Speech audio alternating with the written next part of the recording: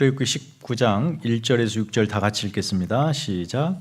이스라엘 자손이 애굽 땅을 떠난 지 3개월이 되던 날 그들이 시내 광야에 이르니라. 그들이 르비딤을 떠나 시내 광야에 이르러 그 광야에 장막을 치되 이스라엘이 거기 산 앞에 장막을 치니라. 모세가 하나님 앞에 올라가니 여호와께서 산에서 그를 불러 말씀하시되 너는 이같이 야곱의 집에 말하고 이스라엘 자손에게 말하라. 내가 애굽 사람에게 어떻게 행하였음과 내가 어떻게 독수리 날개로 너희를 업어 내게로 인도하였음을 너희가 보았느니라.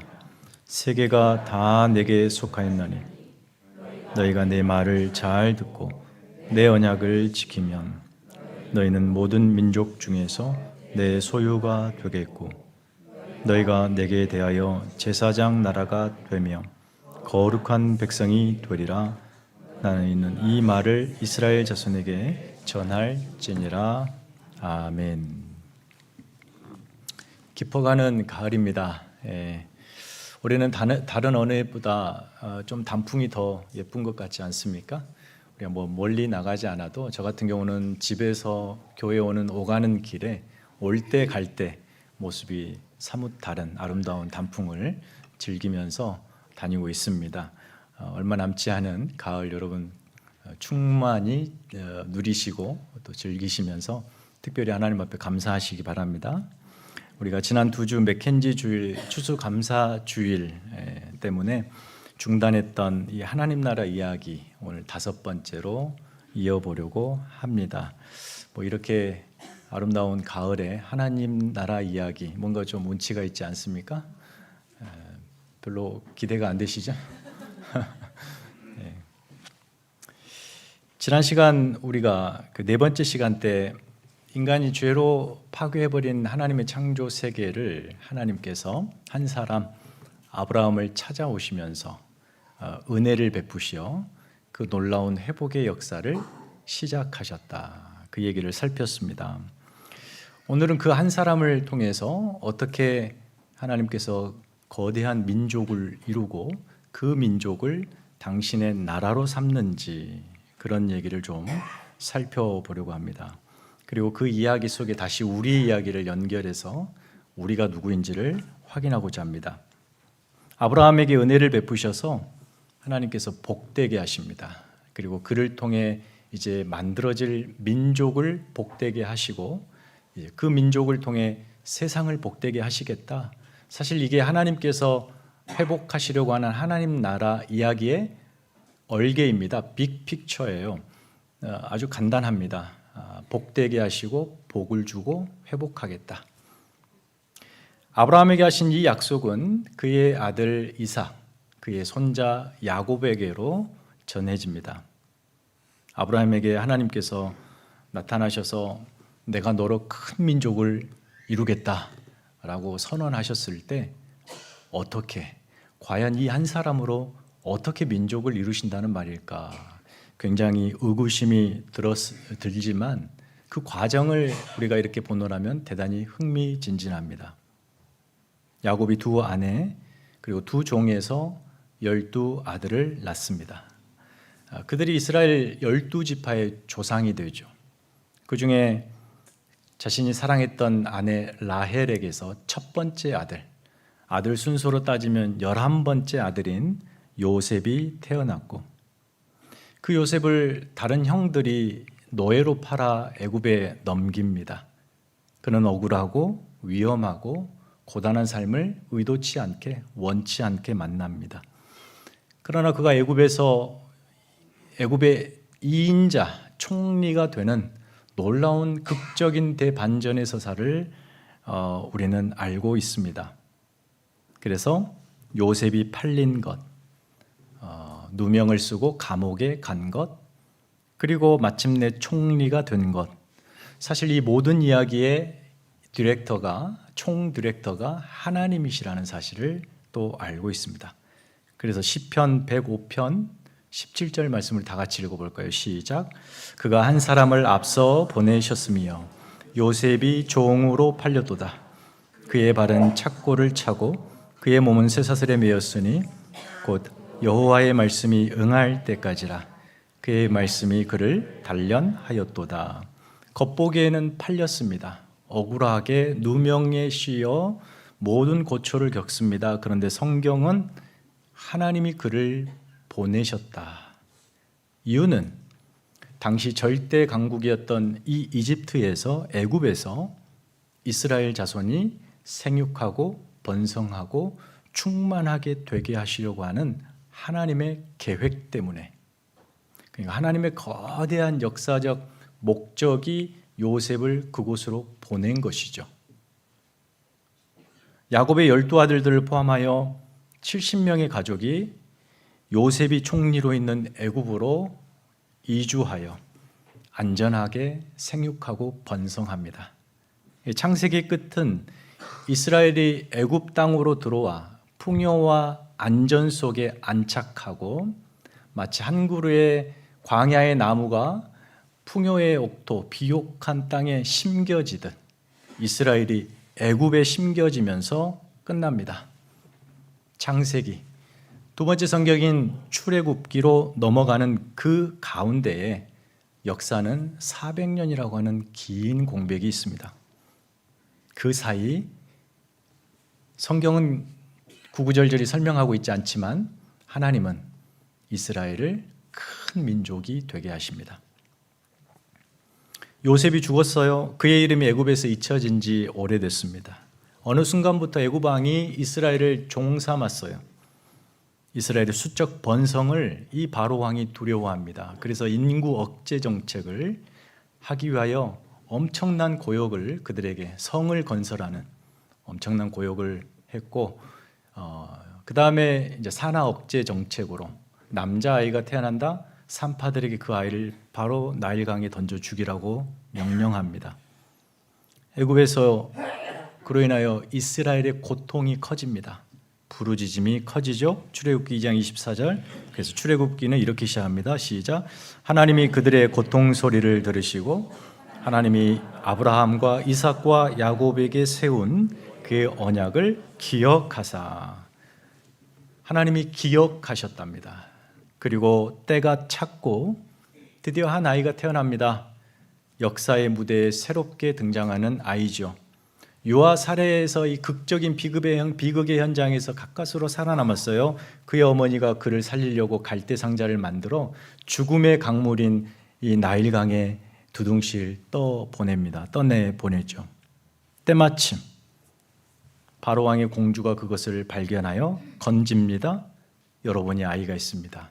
죽음의 강 나일강에서 그 아이를 건져냈다 해서, 물에서 건져냈다, 그 아이의 이름을 모세라고 이름을 짓죠. 애굽 공주가 모세 이름을 무심코 지었지만 그 이름 안에는 장차 이스라엘을 애굽의 그 죽음의 물에서 건져낼 자라고 하는 그의 운명이 담기게 됩니다. 모세는 40년간 왕자의 신분으로 당대 최고의 왕실에서 자라고 교육을 받고 배웁니다. 그러던 어느 날 모세는 노예 히브리인과 애굽인이 다투는데 애굽인을 우발적으로 모세가 죽이게 됩니다. 그 일로 인해서 모세의 신분이 들통이 나요. 바로 왕이 모세를 잡아 죽이려고 하자 그는 뜻하지 않게, 원치 않게 미디안 광야로 숨어 들어갑니다. 거기서 은둔 생활을 해요. 양치기 가족을 만나서 결혼하여 사위가 됩니다. 지극히 평범한 삶이 시작됩니다. 한번 생각해 보세요. 애굽의 최고인 왕자의 자리에서 당시 최하층민이라고 여겨진 양치기로 그의 신분과 지위와 존재가 급전직하합니다. 그때 오늘날 언어로 딱 말하자면, 시쳇말로 말하자면 멘붕이 옵니다. 모세는 그렇게 광야에서 원치 않게 40년을 살아갑니다. 양치기로. 열심히 양을 치면서 내가 부자가 되려 이렇게 살았을까요? 절망하며 비관하며 도대체 내 인생이 무엇이란 말인가? 그 세월을 40년을 억울하게 비관하며 지냈지만 사실 그 40년은 하나님께서 애굽 왕실에서 이렇게 높아진 모세를 가장 낮은 자리까지 끌어내리시는 데 걸린 시간이었습니다. 40년. 그리고 그를 그렇게 40년 동안 낮추신 것처럼 나중에 이스라엘을 애굽에서 끄집어내 그들을 40년 동안 낮추시겠다고 하시는 하나님의 비전 또한 거기에 담겨 있죠. 모세의 나이 80이 되었습니다. 드디어 하나님이 그를 부르세요.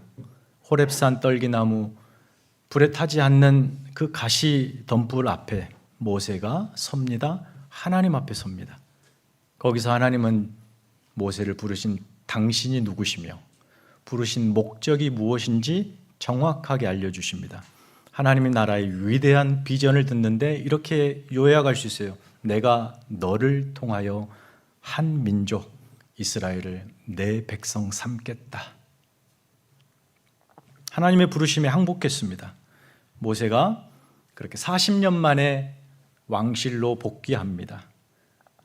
그러자마자 즉시 바로 왕을 향하여 하나님의 백성 이스라엘을 해방시키십시오. 듣겠습니까? 듣지 않죠. 그러자 하나님께서 애굽에 10가지 재앙을 내려요. 그 재앙들은 각각이 다 애굽에서 애굽 사람들이 섬기는 신들을 다 상징하거든요. 애굽을 초토화시킵니다. 마지막 10번째 장자의 죽음이 결정적이었죠. 애굽의 모든 생명체, 사람이든 짐승이든 첫 번째 난 것을 다 죽인다는 거예요. 첫 번째를 죽인다는 건 대를 끊겠다는 거거든요. 그러나 이스라엘 가정만큼은, 그 안에 애굽 안에 있는 이스라엘 가정만큼은 문에 어린 양의 피를 발라 죽음이 왔다가 그 피를 보고 넘어갑니다. 죽음이 넘어갔다. 패스오버 됐다. 유월했다. 그래서 이스라엘 역사의 가장 중요한 유월절이 그렇게 시작합니다. 그들은 구원을 얻습니다. 애굽 왕 바로의 아들 장자도 죽음을 면치 못했어요. 그래서 그가 두 손 들고 항복합니다. 가라. 이스라엘을 출애굽 허락합니다. 여기서 잠깐 여러분의 시선이 다 아는 얘기를 저렇게 왜 하고 있나? 별로 기대와 흥분과 어떤 감동, 어떤 기대가 하나도 없어 보여요. 다 알고 있다고. 여러분이 처음 듣는 얘기처럼 들어주셔야 되는데 저는 지금 처음 얘기하는 것처럼 하고 있는데 여러분은 그렇게 안 들어주시니 뭐가 안 맞습니다. 그래서 여기서 잠깐, 하나님은 애굽을 그냥 좀 더 재앙을 더 크게 내리셔서 그냥 완전히 이렇게 주저앉히시고 그 땅을 이스라엘에게 주셨으면 얼마나 좋았을까? 이스라엘에게 그렇게 질문할 수 있겠는데 애굽은 하나님이 약속한 땅이 아닙니다. 아브라함에게 약속한 땅은 젖과 꿀이 흐르는 가나안이었습니다. 이제 그리 가야 되는 거예요. 자, 이스라엘을 바로 왕이 내보냈습니다. 바로 왕이 군대를 이끌고 추격합니다. 홍해 앞에 서죠. 전방에는 홍해가 있고 뒤에는 당대 최강 마차 군단인 애굽군이 쫓아오고 있습니다. 홍해 앞에서 그들은 절망하죠. 절규하죠. 그때 모세가 두려움에 떨고 있는 이스라엘 향해서 이렇게 선포해요. 출애굽기 14장 13절 14절 다 같이 읽읍시다. 시작. 너희는 두려워하지 말고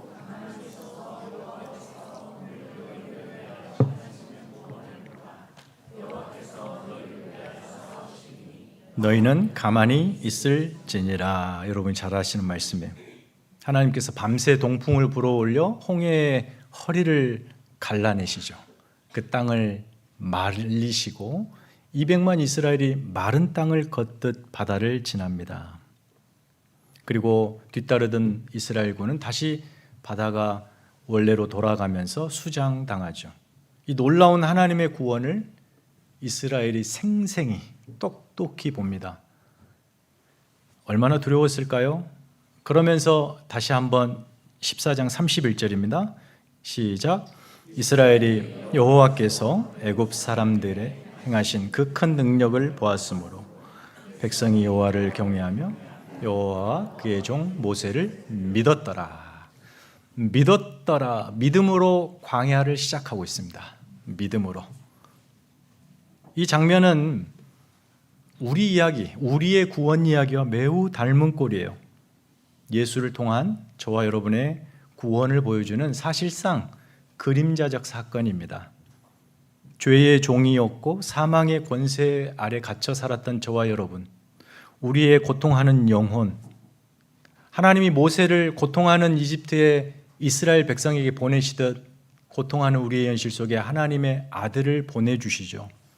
성육신입니다. 어린 양의 피로 죽음이 패스오버 됐듯이 예수 그리스도의 보혈로 영원한 죽음이 우리에게 왔다 패스오버합니다. 그 과정을 지나면서 저와 여러분은 하나님과 예수 그리스도를 나의 주, 나의 하나님으로 믿습니다 고백하고 신앙생활을 시작했습니다. 그렇게 이스라엘이 광야로 들어오듯 우리의 신앙의 여정도 광야로 들어온 거예요. 그래서 이스라엘이 광야로 들어왔다 이 사실은 단지 그들이 장소를 이동했다 이 차원이 아니죠. 바로의 나라, 그의 통치, 그의 질서, 그의 세계관에서 전혀 다른 하나님의 나라, 하나님의 통치, 하나님의 질서, 하나님의 세계관 안으로 들어왔다는 거예요. 완전히 다른 존재가 됐습니다. 이스라엘이 그의 존재의 삶의 방식과 목적이 완전히 새로워집니다. 그동안 애굽에서는 바로 왕이 시키는 대로 살았고 그저 그 일만 하다가 인생을 소진하고 소멸하는 것이 반복적인 그것이 운명이었는데 이제는 하나님의 통치 아래서 놀라운 어떤 비전을 가지고 새로운 인생을 살게 됩니다. 이스라엘의 출애굽은 그래서 하나님께서 새 백성을 창조하시는 놀라운 창조 사건이에요. 여러분 안에 새 존재를 창조하신 것처럼 우리의 출애굽도 그런 의미를 갖습니다. 완전히 존재가 달라집니다. 더 이상 저 세상 질서, 세상의 세계관, 세상이 자랑하고 세상이 말하는 행복과 삶의 의미 이런 거에 갇혀 살지 않습니다. 노예로 살지 않습니다. 새로운 세계관, 하나님의 통치 영역 안에 하나님 나라를 살게 되었어요. 여러분이 세상 나라를 산다고 하면 여러분에게 정해진 이 목숨의 길이만큼밖에 그 세상을 경험하지 못합니다. 그러나 우리가 하나님 나라를 살면 그 영원한 나라를 경험하게 돼요. 바로 우리가 그 하나님 나라의 안으로 들어와 있기 때문에 애굽에서 해방은 이스라엘에게 환영과 감격과 기쁨과 또 감사였습니다. 그런데 해방 후 마주한 현실은 뜻밖에도 광야였습니다. 하나님이 백성으로 삼으신다면 애굽에서 나오자마자 곧바로 가나안이었으면 참 좋았겠다. 그러나 하나님은 그렇게 하지 아니하시고 이스라엘을 광야에 두십니다. 그 광야에 두신 이유가 무엇일까요? 신명기 8장 2절이 답을 주고 있어요. 읽어봅시다. 시작.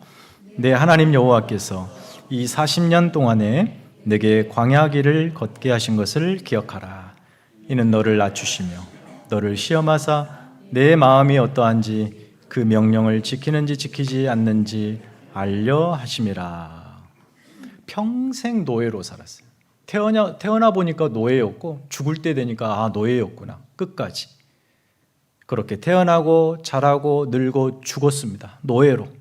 모든 그의 사고체계, 생각과 말과 행동, 그 체계가 애굽의 세계관에 길들여져 있었습니다. 그런데 그대로 가나안을 간다고 생각해 보세요. 풍요의 땅으로. 그럼 그 풍요의 땅에서 이들이 어떻게 살겠습니까? 애굽 사람처럼 살겠죠. 하나님은 광야 40년을 그들에게 허락하십니다. 그 40년은 그러니까 애굽의 세계관을 벗어던지고 하나님 나라 세계관으로 덧입는 시간이에요. 그게 그토록 오래 걸린다. 이 시간은 이스라엘에게 그래서 반드시 필요했었습니다. 다음 이야기를 들어보면 동의가 될 거예요. 광야에 진입한 지 3일이 됐습니다. 당장 눈앞에 마실 물이 없어서 아까 모세를 믿었더라 이렇게 시작한 3일 만에 그 모세를 향하여 강력하게 원망을 토해냈습니다. 그래서 하나님이 모세를 통해 마실 물을 주셔요. 좀 더 가다가 배고파합니다. 먹을 양식과 고기가 생각이 났어요. 그 과거의 애굽에서 그 고깃가마 곁에서 냄새 맡고 있었던 자신들의 현실이 그리워집니다. 다시 돌아가자고 합니다. 그러자 하나님께서 그들에게 만나와 메추라기를 주셔요. 그렇게 광야 전체 이 생활은 하나님께서 전적으로 이스라엘을 책임지시는 그 은혜 아래 들어와 있다는 것을 설득하시는 시간이었습니다. 저와 여러분이 예수를 믿었습니다. 오늘 말씀처럼 예수를 믿는 게 세계관의 대전환이 있구나라고 들었는데 문제가 뭡니까?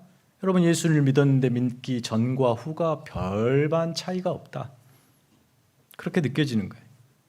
예수를 믿으면 만사형통할 것 같은데 여전히 내 삶은 팍팍한 광야입니다. 세계관의 일대 대전환이 일어났다는데 무엇이 어떻게 달라졌는지 잘 이해도 안 가고 그런 것 같지도 않습니다. 그런데 여러분, 정말 달라진 게 있습니다. 그게 뭐냐면 아까 말씀드린 것처럼 여러분이 하나님 안에 들어와 산다는 겁니다. 그러니까 하나님 밖에서 여러분이 뭘 해도 그건 아무런 의미가 없어요. 그런데 우리가 예수를 믿었다는 사실은 그 안에 들어왔다는 거예요.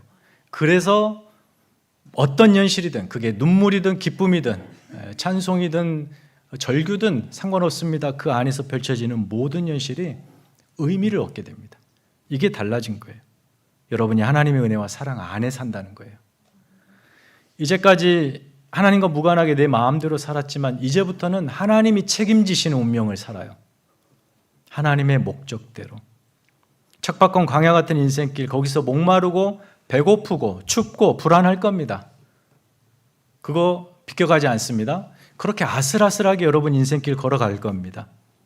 그렇다고 여러분이 거기에 주저앉아 예수 믿기 전을 추억하며 그때가 좋았지, 차라리 예수를 안 믿을 걸, 이럴 수 있겠느냐는 거죠. 이스라엘이 애굽으로 돌아갈 수 없습니다. 왜죠? 홍해를 다시 가르지 않으실 것이기 때문에 갈 수가 없습니다. 여러분이 구원을 얻어서 예수 믿어 구원 얻어 하나님 백성이 된 이 정체성을 여러분이 포기한다고 포기된 것도 아니고 취소되는 것도 아니고 하나님이 되돌리시지 않으십니다. 그러면 이왕 사는 거 하나님 자녀답게 살아야 되지 않겠습니까? 힘들지만, 보이는 현실이 납득되지 않지만, 내가 마주한 것이 이해되지 않지만, 내가 나를 구원하신 하나님을 믿기로 동의하고 시작한 이 신앙생활이니까 좀 더 그분을 믿어보기로, 신뢰해보기로, 좀 더 몇 걸음 가보기로 하는 겁니다. 그렇게 한 걸음 한 걸음 가는 것이 신앙생활이에요. 누구도 신앙생활을 고속버스 타고 몇 걸음씩 그냥 몇 계단 단숨에 오르듯 가지 않습니다. 한 걸음 한 걸음. 불평과 원망과 불신, 한쪽에서는 감사와 찬송과 기도, 이 모든 것이 버범벅되는 그 교차하는 경계선을 아슬하게 넘나들며 하나님이 내게 허락하신 광야의 여정을 걸어가는 거예요. 그 안에서 하나님의 은혜를 맛봅니다. 이게 우리의 신앙생활입니다. 그 과정에서 하나님이 이스라엘에게 요구하셨던 것처럼 여러분에게 기대하시는 것이 있어요. 그게 뭐냐? 여러분의 교만한 마음을 낮추시는 겁니다. 아직도 세상을 의지하고 싶고 내 힘, 내 실력대로 하고 싶어하는 그 마음을 낮추고 하나님만 더욱 신뢰하는 그 믿음이 자라도록, 광야길, 내가 너의 믿음이 자라는 것이 목적이니 언제까지 광야 너와 함께 하겠다, 이렇게 나오시는 거죠.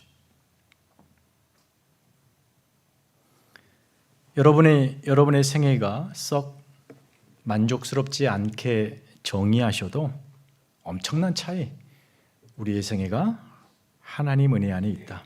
믿으십니까? 출애굽 3개월째 드디어 모세는 이스라엘을 이끌고 과거 자신이 홀로 부름받았던 시내산, 바로 거기에 도착합니다.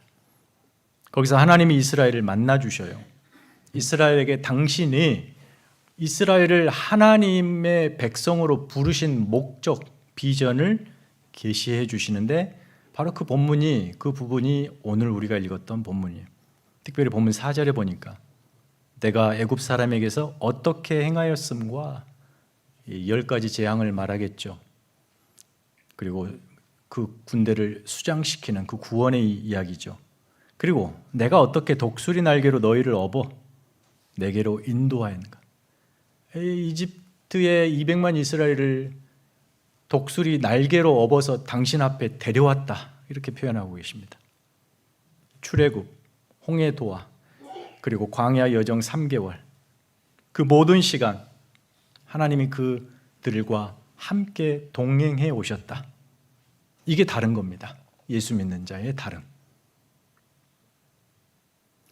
하나님은 이스라엘을 왜 선택했는지, 그리고 목적이 무엇인지 그 다음 구절, 오늘 본문에 5절 6절 보니까 모든 민족 중에서 너희가 내 소유가 되고 내게 대하여 제사장 나라가 되고 나의 거룩한 백성이 되게 하기 위해서다. 3가지가 나오죠. 하나님의 소유. 소유가 뭡니까? 내가 내 것이다 이거죠. 가졌다는 거죠. 이집트에서 이 이스라엘은 바로의 소유였죠. 바로 왕의. 근데 그들을 피로 사시면서 내 것이 됐다. 너희는 내 것이다. 이스라엘에 대한 운명의 소유권이 하나님께로 이양됐다, 전환됐다. 이게 사실 우리가 예수를 믿음으로 얻은 구원에 갖는 첫 번째 의미입니다. 여러분의 주권이 하나님께로 전부 다 이양됩니다. 내가 내 주인 행세하지 않는 거예요. 또 내가 누군가의 노예 종으로 살지 않는 겁니다. 죄의 종으로 살지 않는 거예요. 하나님 것이 되었다. 2번째, 제사장 나라.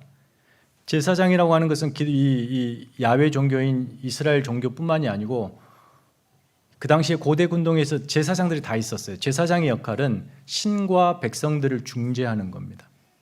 하나님이 이스라엘을 불러서 너희를 제사장 나라 삼겠다. 이 말은 하나님과 세상의 중재자가 되어 달라. 내가 너희를 복되게 할 테니 너희가 세상을 끌어와 복되게 해라. 나와 세상을 만나게 해라. 이게 제사장 나라예요. 이스라엘의 사명이죠. 근데 중요한 것은 이 사명을 감당하기 위해 3번째, 거룩한 백성이 되어야 돼요. 거룩한 백성. 하나님의 소유가 되었고 그의 제사장의 직분을 감당하기 위해서 가장 중요한 것은 하나님이 거룩하니 바로 이스라엘이 거룩해야 합니다. 거룩한 하나님만을 섬기고 그분의 말씀에 순종하는 나라가 되는 거예요. 세상에 많은 신들을 추앙하고 그런 많은 민족들과 달리 이스라엘의 다름, 그들은 오직 하나님 한 분만 섬기는 구별된 삶을 살아요. 그게 거룩입니다. 하나님께서 설계하시고 정하신 질서와 섭리대로 들어와 살아요. 그의 가족, 공동체, 그의 세계 모든 곳곳에 하나님의 거룩의 정신이 흘러들어가 그 삶 전체가 거룩한 존재, 백성. 이게 바로 하나님께서 이스라엘에게 기대하셨던 생육하고 번성하여 제사장 나라가 되는 바로 이유입니다. 오늘 이것이 우리의 정체성, 다시 말해 우리의 이야기와도 같습니다. 그저 여러분이 예수를 믿어서 죽으면 천국 간다, 이 수준으로 신앙이 설명되지 않습니다. 이 땅에서 천국 백성답게 사는데 여러분이 하나님의 소유가 되어 그의 거룩한 백성으로 제사장 직분을 감당하며 사는 겁니다. 이걸 목적하고 있어요. 그래서 신약의 베드로 사도도 동일하게 이 대목을 그대로 강조하고 있어요. 베드로전서 2장 한번 읽어봅시다. 시작. 너희는 택하신 족속이요 왕같은 제사장이요 거룩한 나라요 그의 소유가 된 백성이니 이는 너희를 어두운 데서 불러내어 그의 기이한 빛에 들어가게 하신 이의 아름다운 덕을 선포하게 하려 하심이라. 너희가 전에는 백성이 아니더니 이제는 하나님의 백성이요 전에는 긍휼을 얻지 못하였더니 이제는 긍휼을 얻은 자니라. 할렐루야. 예, 여러분 똑같죠. 제사장, 거룩한 나라, 소유 백성. 전에는 하나님 백성이 아니었다. 그러나 지금은 그의 백성이 되었다. 그러므로 광야 이스라엘이 관심 가져야 할 최대 사안은 무엇일까요? 광야에서 집 짓고 땅 넓히고 잘 먹고 잘 사는 것일까요? 아닙니다. 그들의 최고의 관심은 거룩입니다. 그래서 하나님의 뜻은 이것이니 너희의 거룩함이라. 하나님의 부르심은 너희를 부정하게 하심이 아니요 너희를 거룩하게 하심이라. 데살로니가서 4장에서 바울도 동일하게 이야기하고 있어요. 세상 질서를 여러분이 따른다 했을 때 세상 질서는 따르면 따를수록 내 영혼은 오염됩니다. 죄로 얼룩져요. 그러나 하나님의 질서를 따르면 따를수록 여러분의 영혼은 정결해집니다. 거룩해져요. 이스라엘이 그래서 광야를 걸으면 걸을수록 하나님과 동행하는 그 길은, 그리고 여러분이 신앙생활하면 하시면 하실수록 그 길은 거룩해져 가는 데 목적이 있어야 됩니다. 하나님을 이용해서 여러분의 생에 행복하고 만족스럽고 떵떵거리게 성공하며 살고 싶다가 아니라 거룩하게 살고 싶다. 자, 그럼 이스라엘이 거룩하게 살기 위해서 중요한 것은 말씀에 순종하며 살아야 됩니다. 그게 이제 출애굽기 19장부터 24장까지 하나님의 말씀 계명이 주어지고 있어요. 삶 전반에 걸친 말씀이에요. 예배 때만의 말씀이 아니에요. 이웃 간에, 나라 간에, 공동체 안에서 모든 삶 전반에 걸쳐서 하나님의 거룩의 성품을 맛볼 수 있게 하는 계명들입니다. 무슨 말입니까? 하나님께서 이스라엘 너희의 삶 전체를 내가 다스리겠다 하시는 거죠. 그래서 거룩한 나라로 내가 빚겠다라는 거예요. 세상의 왕, 세상의 신들의 왕 노릇을 보십시오. 전부 다 그들은 대상들을 착취합니다. 폭력과 공포로 몰아 그들로부터 무언가를 얻어내어 생명을 갉아먹죠. 세상 신들, 세상 나라 왕들. 그러나 하나님은 어떤 분이십니까? 스스로 충만하신 분이. 우리가 이렇게 헌금을 해요. 하나님 앞에 헌금하는데 하나님이 가난해서 돈이 필요해서 헌금하는 게 아니죠. 하나님은 넘치시는 분이에요. 다른 신과 다릅니다. 하나님이 우리를 부르시면 우리로 바쳐라, 필요하다, 내라, 이게 아니라 주겠다, 받아라, 누려라, 이것이죠. 그렇게 하나님은 하나님의 책임을 다하시는 분. 그러면 이스라엘도 책임을 다해야 되겠죠. 그게 바로 하나님 명령을 지키는 겁니다. 그들이 하나님의 명령을 순종할 때 그들의 존재는 아름답고 영광스러워지고 거룩해집니다. 제사장 나라가 되는 거예요. 그래야만 됩니다. 그래야 세상이 삽니다. 광야 이스라엘이 그 광야를 지나면서 가장 영광스러운 장면은 저는 이 대목이라고 생각해요. 하나님께서, 마지막으로 이 부분만 볼게요. 하나님께서 이스라엘이 광야를 지날 수 있도록 거룩한 그 삶이 가능하도록 하나님 뭐 하시냐면 모세에게 내가 너희 가운데 거할 테니까 성막을 만들어라고 명령하십니다. 가장 영광스러운 장면은 하나님 그 영광스러운 그분이 이스라엘 진 가운데로 들어오신 사건이에요. 성막. 출애굽기 29장 한번 읽어볼까요? 45, 46절 시작. 내가 이스라엘 자손 중에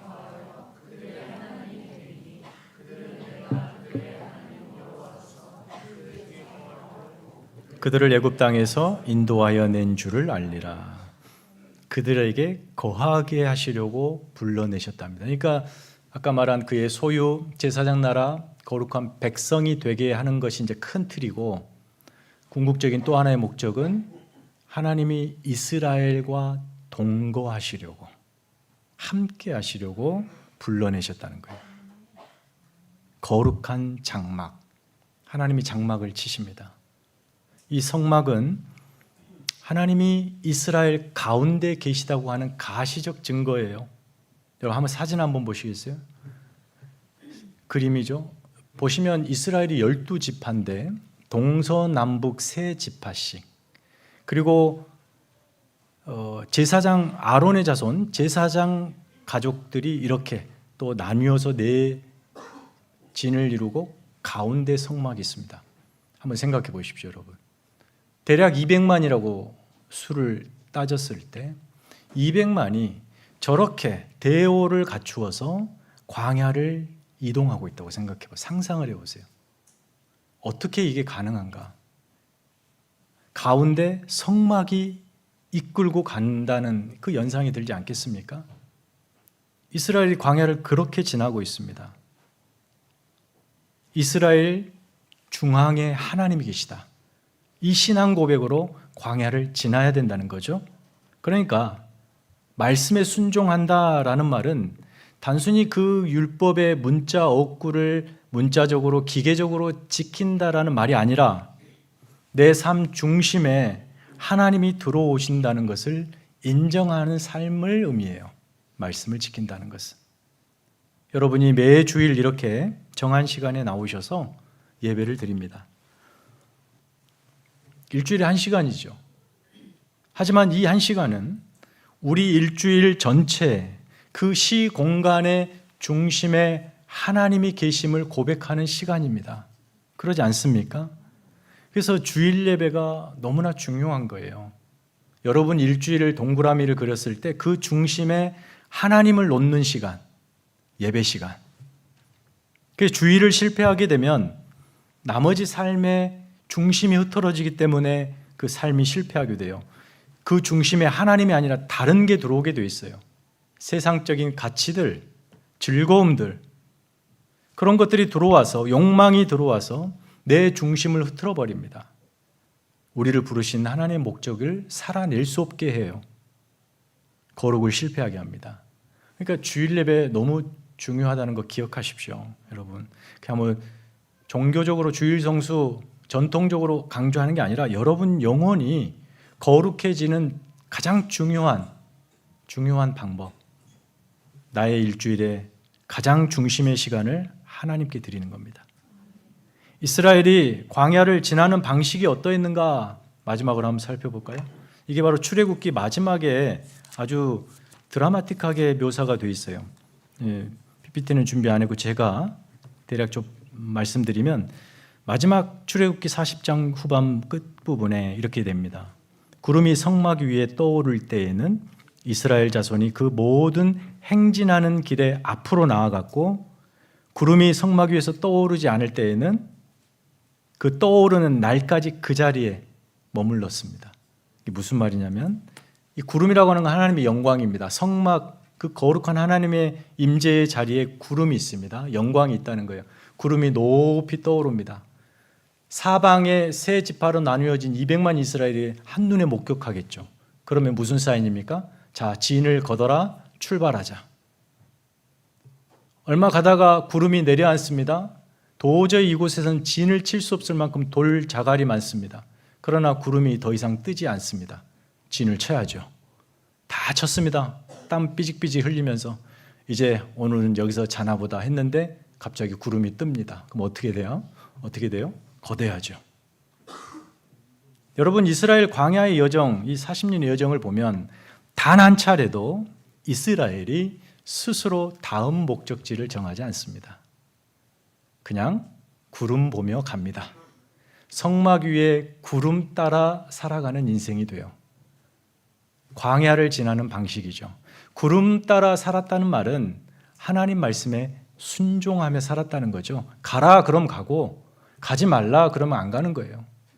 그렇게 순종하며 살았다는 것, 하나님을 신뢰했다는 것, 광야 길은 그렇게 간다는 것을 보여주고 있습니다.